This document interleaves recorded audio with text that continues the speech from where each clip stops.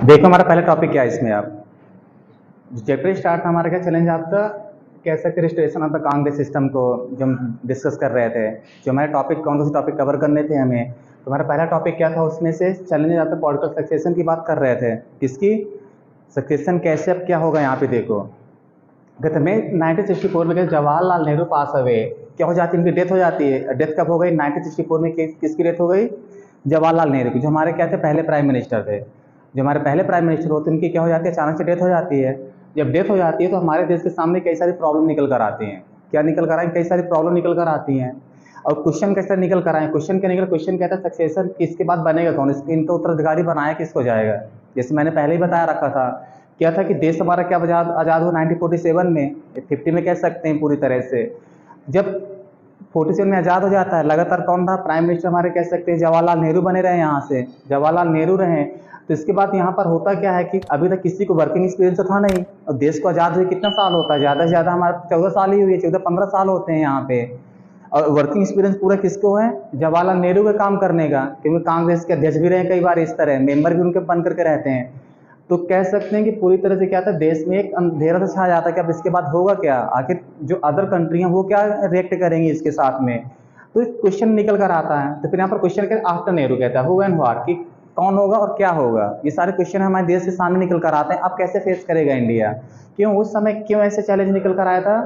क्योंकि उस समय देखो क्वेश्चन क्या था, क्वेश्चन कह सकते जो पाकिस्तान था हमारा, क्या था, जो पाकिस्तान था, जो चाइना वगैरह लगे हुए थे, इस तरह के देश लगे बॉर्डर जो बना रहे भारत से, तो उस समय सबसे बड़ी प्रॉब्लम इसी की थी। चाइना की तो ठीक है, लेकिन पाकिस्तान के साथ में ऐसा था, हमारे साथ में पंगा ही चलता था इसका।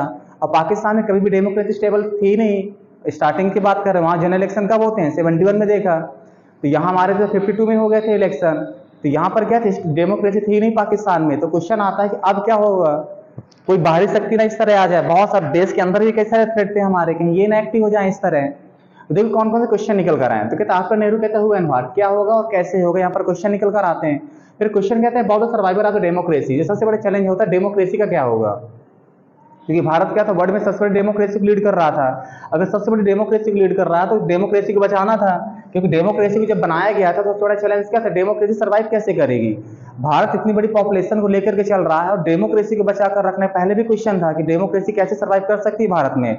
और भारत जैसे देश में जहाँ पर कई सारे रिलीजन के लोग रह रहे हैं, इतनी ज्यादा लैंग्वेज बोली जा रही है, फिर भी डेमोक्रेसी को कैसे सर्वाइव कर सकता भारत। और क्योंकि मैंने पहले बताया था, जब यूरोप में डेमोक्रेसी चल रही थी सिर्फ, तो छोटे छोटे देश थे कह सकते हैं, जिनमें लाखों की पॉपुलेशन थी, ये करोड़ की पॉपुलेशन थी, कुछ करोड़ कह सकते हैं, बहुत मुश्किल से करोड़ निकलेगी। लाखों में पॉपुलेशन थी, छोटे छोटे देशों में डेमोक्रेसी क्या थी, सर्वाइवल होना ठीक था, चलता भी था। लेकिन भारत क्या करता है, अकेले इतनी ज्यादा पॉपुलेशन, जहां पर करोड़ों में पॉपुलेशन हो, 25-30 करोड़ पॉपुलेशन थी, और उसको संभालने रखना किसके लिए चैलेंज था, भारत के लिए था। और नेहरू के समय तो अच्छा हो गया, नेहरू के समय क्या हो गया, अच्छी तरह से मैनेज करके चले गए हम इस समय। लेकिन अब क्या कोई लीडर संभाल पाएगा ऐसे? हो सकता है कोई इन्हीं में से कोई लीडर ना बन जाए, आगे निकल कर आए कि नहीं हमें नहीं रहना है। कई सारे अलगाववादी आ सकते हैं यहाँ पे, कई सारे थ्रेट थे भारत के साथ में, भारत के सामने क्या कई सारे थ्रेट थे। लेकिन फिर क्या हो जाता है, इन्हीं का आंसर ढूंढा जाता है कि कैसे क्या किया जाएगा। लेकिन चैलेंज कौन कौन से थे, डेमोक्रेसी को बचा कर रखना था। डेमोक्रेसी क्या करना था, बचा कर रखना था। क्योंकि अभी तक क्या था, हमारे जितने पड़ोसी हैं कहीं डेमोक्रेसी सक्सेस नहीं थी। पाकिस्तान सफर कर रहा था डेमोक्रेसी के लिए, म्यांमार था आज भी अनस्ट्रगल है पूरी तरह से, चाइना ने कम्युनिस्ट को अडॉप्ट करके रखा था। तो क्या तो इस तरह कह सकते हैं जो आसपास के हमारे देश लगे हुए हैं वो क्या है, कहीं ना कहीं स्टेबल ही नहीं है डेमोक्रेसी के मामले में, कहीं किसी है ही नहीं यहाँ पे। और चाइना जो पॉपुलेशन रखता है तो कम्युनिस्ट को अडॉप्ट कर लेता है, खत्म वहां से कहानी। तो भारत का चैलेंज किसके लिए था, वो भारत के लिए चैलेंज था कि डेमोक्रेसी कैसे बचा कर रखना है, कि लोग कैसे ना कुछ रिएक्ट करने लग जाए कि अब क्या होगा हमारा। अगर लोग पैनिक कर गए तो क्या होगा, रिवोल्ट हो सकते देश में हमारे। उन सबको बचा कर रखना था सबसे बड़ा चैलेंज था ये, कि इसकी बात होता क्या है। फिर क्या होता है, फियर आता, कहता है फेलियर ऑफ डेमोक्रेसी, डर आता है कि किसका डर आता है कि फेल हो जाए हमारी डेमोक्रेसी, डर आता है इसका, सबसे बड़ा डर होता है। फिर कहते हैं लेट, तो कहते हैं आर्मी रोल, कि कहीं ऐसा ना हो जाए कि आर्मी रूल करने लग जाए। और देश में कभी भी हालात अगर खराब हो जाते हैं, याद रखना, कभी भी अगर कोई government according to constitution work नहीं करती है, ये मशीन भी फेल हो जाए पूरी तरह, अचानक से महंगाई बढ़ने लग जाए, जब सिचुएशन आउट ऑफ कंट्रोल हो जाती है, तो आर्मी वगैरह उस समय क्या होती है, ज्यादा एक्टिव हो जाती है और ये रूल करने लग जाती हैं, सबको हटा दिया जाता है। ऐसा होता है, यहाँ तक डेमोक्रेसी में ज्यादा था। तो पाकिस्तान में क्या हो रहा है, ऐसे तो चल रहा है पाकिस्तान में। आज वहाँ हेड कौन माना जाता है, आर्मी का रूलर होगा वही सबसे हेड माना जाता है, बाकी सब पपेट हैं, जो आर्मी करती है वही होता है वहाँ पे। तो यहाँ पर क्या था, सबसे बड़ा डर था कि डेमोक्रेसी कहीं फेल ना हो जाए और किसका ना आ जाए, आर्मी रोल कहीं ना आ जाए। ये सबसे बड़ा क्या था, चैलेंज है, इसको बचा कर रखना था। न्यू लीडरशिप कहता है वुड बी एबल टू कहते हैं हैंडल द मल्टीपल क्राइसिस, कहता है जो न्यू लीडर बनेगा क्या वो जितने सारे मल्टीपल क्राइसिस हमारे देश में कह सकते हैं क्या इनको संभाल सकेगा। उस समय क्या था, बेरोजगारी चरम सीमा पर थी अपनी, बेरोजगारी वगैरह उस समय क्या था, फूड क्राइसिस भारत के साथ में चल रहे थे। तो इन सबको मैनेज करना क्या आसान था, और डेमोक्रेसी को मैनेज करना था पूरी तरह से। लोगों की जो एक्सपेक्टेशन थी अब क्या होगा, और दूसरे देश जो देख रहे हैं अब कोई लीडर नहीं रहेगा, अब कैसे क्या करना है। तो सबसे बड़ा चैलेंज क्या था, इसी डिकेड में था कह सकते हैं। तो बाद में क्या होता देखो 1960 में कहते हैं डेंजरस कहते हैं डिकेड, ये क्या था, सबसे ज्यादा डेंजर का टाइम था। यहाँ पर कई सारे डॉट वगैरह सूखा वगैरह कई सारे पड़ते हैं। देखो चाइना का वार भी यहाँ पर हो जाता है, चाइना अटैक भी करता है यहाँ पर। साथ साथ में क्या होता है 65 में पाकिस्तान भी अटैक कर देता है हमारे ऊपर। 67 में कई सारे कांग्रेस स्प्लिट भी करती है। यहाँ पर क्या थे, कई सारे कह सकते हैं चैलेंज निकल कर आए। देखो कितना सा तहस नहस वाला पूरा 10 साल ले रहे होंगे देश के लिए, इसके बाद भी रहे। लेकिन यहाँ पर क्या था सबसे ज्यादा, क्योंकि क्या होता है एक न्यू लीडर बनता है, और लीडर कौन आते हैं, लाल बहादुर शास्त्री आते हैं। तो इसको क्या कहा जाता है, डेंजरस डिकेड कहा जाता है, याद रखना अच्छी तरह। क्योंकि यहाँ पर क्या हुआ, इतने सारे फेस करने पड़ जाते सिचुएशन भारत को। फिर कहता है प्रॉब्लम्स, एक कहता है पॉवर्टी इन, देखिए इसमें लिखे कौन कौन सी प्रॉब्लम थी, पॉवर्टी की प्रॉब्लम, इनइक्वालिटी, कम्युनिकल कहते हैं, रीजनल कहते हैं डिवीजन, ये सब क्या थे उस समय टेंशन चल रही थी। और रीजनल डिवीजन देखा ही था पहले जब नॉर्थ ईस्ट का हमने डिस्कस किया था, उसमें कितनी सारी प्रॉब्लम थी। तो उस समय क्या क्या हो सकते थे, ज्यादा एक्टिव हो सकते थे ये सब चीजें। तो इसी में क्या था, बाद में क्या किया, ये कॉमनल वगैरह हर चीज क्षेत्रवाद उभर सकता था, ज्यादा था इस समय। तो कोई भी लीड कहता है फेलियर ऑफ डेमोक्रेसी, अगर ये सभी चीजें क्या हो गई, एक्टिव हो गई, तो क्या हो सकता है, डेमोक्रेसी हमारी फेल हो सकती है। लेकिन होता है ऐसा कुछ नहीं है। बाद में कौन बनाया जाएगा, लाल बहादुर शास्त्री बनाए जाते हैं, और बड़ी आसानी से सबको क्या करते हैं, वो सब मैनेज करते हैं। नेक्स्ट देखिए यहाँ पर क्या था, फ्रॉम नेहरू टू शास्त्री। अब जब किसकी डेथ हो जाती है, 64 में किसकी डेथ हो गई, लाल कह सकते हैं जवाहरलाल नेहरू क्या हो जाती है, डेथ हो जाती है, हमारे पहले प्राइम मिनिस्टर होते हैं। अब किसको बनाया जाएगा, जो पीएम बनेगा भारत का, कौन बनेगा, शास्त्री जी बनेंगे। क्या बनेंगे, ये शास्त्री जी बनेंगे। जब शास्त्री जी को बनाया जाएगा तो इनके सामने चैलेंज कई सारे निकल कर आते हैं। और चैलेंज क्या थे, मैंने पहले बताया जो 1960s का जो डिकेड था वो क्या था, पूरी तरह से डेंजरस डिकेड था इनके लिए, एक चैलेंजिंग डिकेड था पूरी तरह से। जवाहरलाल नेहरू ने भी फेस किया, ये कायदे से फेस करेंगे। और इनकी मतलब डेथ भी हो जाती है, ये देखो इसी इन समय क्या हो जाती है, 60s के समय इनकी डेथ होती है, इस डिकेड में पूरे 66 में क्या होगा, इनकी डेथ हो जाती है पूरी। अब देखो यहाँ पर कितना खतरनाक डिकेड रहा होगा, फिर से वही कंडीशन निकल कर आती है। तो यहाँ पर क्वेश्चन क्या रहा, इसके बाद कौन बनेगा, शास्त्री को बनाया जाता है। इसको बनाया जाता है शास्त्री को। उस समय जो कांग्रेस कह सकते हैं प्रेसिडेंट थे, कांग्रेस के प्रेसिडेंट कौन थे, के कामराज। कौन थे, के कामराज कौन थे, कांग्रेस के प्रेसिडेंट थे। तो वो डिसाइड करते, कहते कंसल्ट करते थे कांग्रेस लीडर, कहता है and the member of the parliament. उनसे क्या किया जाता है, कंसल्ट किया जाता है कि किसको बनाया जाएगा। ऐसे नहीं बना दिया गया शास्त्री को भी, क्योंकि इनसे ज्यादा भी कह सकते हैं एक मजबूत लीडर थे हमारे पास में, मोरारजी देसाई वगैरह। उन पर भी डिबेट चल रही कि इनको बनाया जाए, लेकिन साइडलाइन किया जाता है उनको, क्योंकि वो ज्यादा प्रभुत्व वाले थे, लीडर थे, क्योंकि वो मुख्यमंत्री भी रह चुके थे, चीफ मिनिस्टर बन चुके थे महाराष्ट्र के, और उससे महाराष्ट्र गुजरात क्या थे, एक ही थे।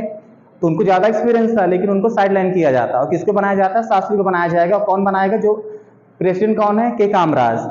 ये क्या है, ये डिसाइड करेंगे क्या क्या है। तो क्या किससे डिस्कशन करते हैं, पूरे कांग्रेस के लीडर जो होते हैं, और पार्लियामेंट को बुलाया जाता है, डिस्कशन चलता है इनका। और फिर क्या किया जाता है, कंसेंसस में कहता है in the favour of Lal Bahadur Shastri.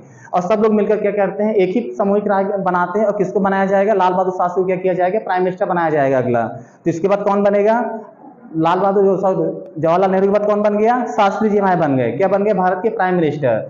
एक समूह से सबने एक राय दी कि किसको बनाना है, इनको बनाना है। और क्यों ऐसा किया गया, इनको क्यों बनाया गया, तो क्योंकि मैंने बताया था कि पहले ही ऑलरेडी किसके कैबिनेट में थे, ये जवाहरलाल नेहरू कैबिनेट में थे। तो इनको अच्छा खासा एक्सपीरियंस भी था वर्किंग का। और जब भी कोई प्रॉब्लम आती थी देश में तो किससे पूछा करते, सजेशन किससे लिया करते थे, जवाहरलाल नेहरू, वो शास्त्री से पूछा करते थे। इनसे जाकर पूछते थे कि कैसे क्या करना है। तो जितने भी लीडर थे इनको अच्छी तरह मालूम था कि इनके कैबिनेट भी थे, इनको वर्किंग एक्सपीरियंस भी है, तो हम क्या करते हैं, इनको बना देते हैं। तो सबने मिलकर किसको बना दिया, इनको बना दिया जाता है। लाल बहादुर शास्त्री क्या बन जाते हैं, भारत के सेकंड प्राइम मिनिस्टर बन जाते हैं, याद रखना। Chosen as leader of the Congress parliament, कहते हैं party of the country, next PM. इनको क्या कहते हैं, नेक्स्ट पीएम के रूप में सिलेक्ट कर लिया जाता है, बना लिया जाता है। फिर क्या होता है, नाम कहता है कंट्रोवर्शियल लीडर ऑफ द नाम कहते हैं यूपी। ये क्या थे, कोई भी कंट्रोवर्शियल नहीं थे जरा सा भी इनमें, कि कोई कंट्रोवर्सी आई हो, जरा सा भी कुछ किसी ने ब्लेम लगा, किसी नहीं। सबने एक मत में क्या करते हैं, इनको बना दिया, क्योंकि कंट्रोवर्सी कोई थी नहीं, कुछ ऐसा करेंगे वैसा, इनको बना दिया जाता है। यूपी से कहते हैं बीन, कहते हैं minister of the Nehru cabinet. जो क्या थे, कैबिनेट में क्या थे, इनके मिनिस्टर रह चुके थे। अब देखो नेहरू के यहाँ पर नेहरू कैबिनेट मिनिस्टर रह चुके थे। डिपेंड फ्रॉम कहता है अपॉन द शास्त्री लेटर, कहता है last year of the non for this, कहता है सिंप्लिसिटी। और ये किस लिए जाने जाते थे, अपनी सिंप्लिसिटी के लिए जाने जाते थे। किस लिए जाने जाते थे? ये सिंप्लिसिटी के लिए जाने जाते हैं अपने, कहते हैं कमिटमेंट एंड कहता है प्रिंसिपल्स। और किसके लिए जाने? कमिटमेंट, यानी कि अगर जो कमिटमेंट एक बार कर लिया उसको पूरा करते थे ये, इनके खुद के अपने सिद्धांत थे, उनको पूरा करना है किसी भी तरह से, तो क्या करते थे उसको, ये अच्छी तरह जाने जाते थे अपनी चीजों के लिए। तो क्या किया, ये बनाने के भी कई सारे रीजन बनते हैं इस तरह। और क्या था, अपने कमिटमेंट के लिए जानना, अगर एक बार कमिटमेंट किया कुछ भी तो उसको पूरा करते थे। इनके समय ग्रीन रेवोल्यूशन वगैरह क्या होता है, इनके समय तो आया सब कुछ ये। तो यहाँ पर क्या था, प्रिंसिपल वगैरह जिनके सिद्धांत उसको अच्छी तरह पूरा करते थे। फिर क्या था, अर्लियर देखो क्या होता है, देखो इसमें क्या था, रिजाइन कहते हैं फ्रॉम द प्रेसिडेंसी, कहते हैं रेलवे मिनिस्टर। बाद में क्या करते हैं, रिजाइन भी करते हैं। रिजाइन क्यों करते हैं? क्योंकि वहां पर क्या हो जाता है, रेलवे में क्या एक्सीडेंट होता है एक बार, एक्सीडेंट होने की वजह से क्या कर दिया जाता है, ये जो मिनिस्टर बनाए गए थे इनकी कैबिनेट में थे, क्या करते, रिजाइन भी करते हैं वहां से। क्यों? ये मानते कि मेरी गलती से हुआ, अगर मैं कुछ ऐसा सुधार करता तो हो सकता था इंसिडेंट ना होता। तो यहाँ पर क्या किया इन्होंने, ऐसा सुधार, यानी कि रिजाइन भी करते हैं और एक्सेप्ट करते हैं अपनी पूरी रिस्पॉन्सिबिलिटी को, मानते हैं कि हाँ ये मेरी वजह से हुआ।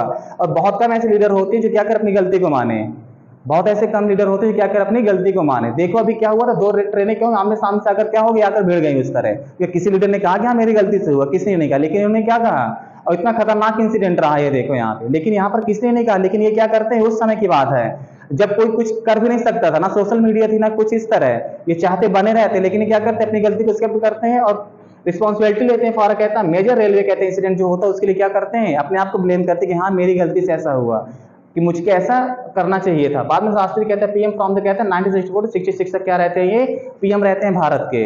और इनके समय देखें क्या क्या हुआ होगा।